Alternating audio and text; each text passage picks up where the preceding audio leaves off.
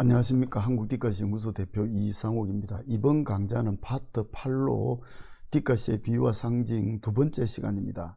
셸리는 시인의 말이 왜 결정적으로 비유적인가에 대해서 아주 잘 설명하고 있는데요. 그것을 좀 길지만 같이 한번 읽어보면서 강의를 진행하도록 하겠습니다. 시인의 말은 결정적으로 비유적이다. 즉 지금까지 이해되지 않고 있던 사물의 관계를 명확하게 하고 그와 같은 관계의 이해를 영속화하고 마침내 그 관계를 표현하는 말이 시간이 흐르면 정리된 완전한 상념에 베낀 그림이 아니라 상념의 여러 부분 혹은 여러 부류를 나타내는 기호로 되어버린다. 따라서 만일 그때 새로운 시인이 나타나서 그와 같이 해체되어 버린 인식을 새롭게 창조하는 일이 없었다면 언어는 인간 교제의 더 숭고한 모든 목적에 대하여 죽은 것으로 되고 말 것이다. 셸리는 시인의 말에 대해서 아주 전곡을 찌르고 있습니다. 여기서 비유와 상징이 같은 맥락이라는 점에서 이렇게 고쳐 말해도 틀림이 없을 것입니다. 시인의 말은 결정적으로 비유적이고 상징적이다. 즉 상징을 추가하여 읽어도 아무 문제가 없다는 것입니다. 아무튼 셸리의 견해도 직접적으로 말하는 언어는 진리를 제대로 드러낼 수 없는 낡은 언어라는 어떤 그런 관점에서 해석될 수 있습니다. 기존의 언어로 기록하면은 융펜이 말한 것처럼 옛사람의 찌꺼기에 불과한 것이 될 수밖에 없기 때문입니다. 무릇 진리를 전하는 세상의 모든 경전들이 비유와 상징으로 되어 있는 것도 시사하는 바가 큽니다. 세상의 모든 시는 비유와 상징으로 되어 있다고 해도 역시 가언이 아닌 것입니다. 겉으로는 직접적으로 진술하는 것 같은 시도 자세히 읽어보면 비유와 상징으로 드러나는 것입니다. 시인은 시적 의도를 은술하되 우회적으로 혹은 간접적으로 은술한다는 것인데 그것은 바로 비유와 상징으로 말한다는 것이 되겠습니다. 디카시도 예외가 아닙니다.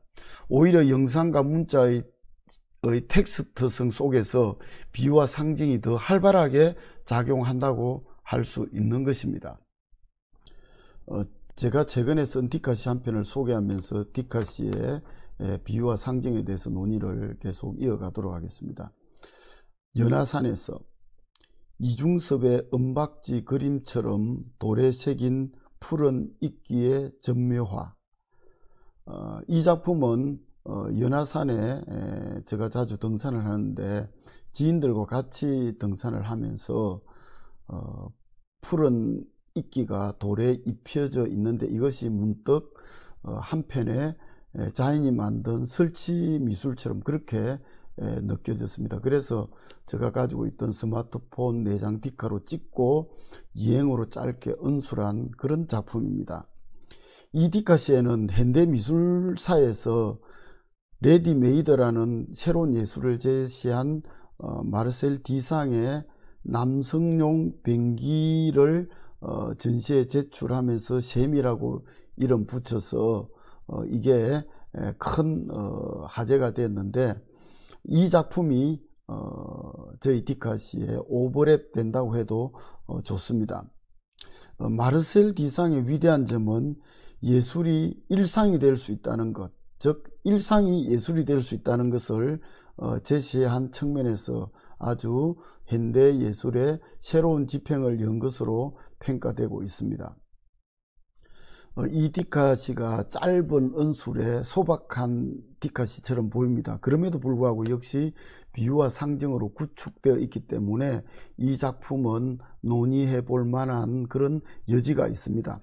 가난한 이중섭이 은박지에다 그림을 그린 것은 역시 그의 가난 때문이었습니다. 그래서 이중섭의 은박지 그림처럼이라고 이렇게 비유함으로써 이중섭의 예술 정신이나 가난 이런 것들이 이 디카시에 또한 투영되는 것이지요. 또한 일상이 예술임을 이 디카시가 또한 상징하고 있는데 그것은 역시 레디메이드라는 어떤 그런 새로운 예술을 제시한 디상의 셈이라는 작품이 또한 여기에 오버랩 되기 때문입니다.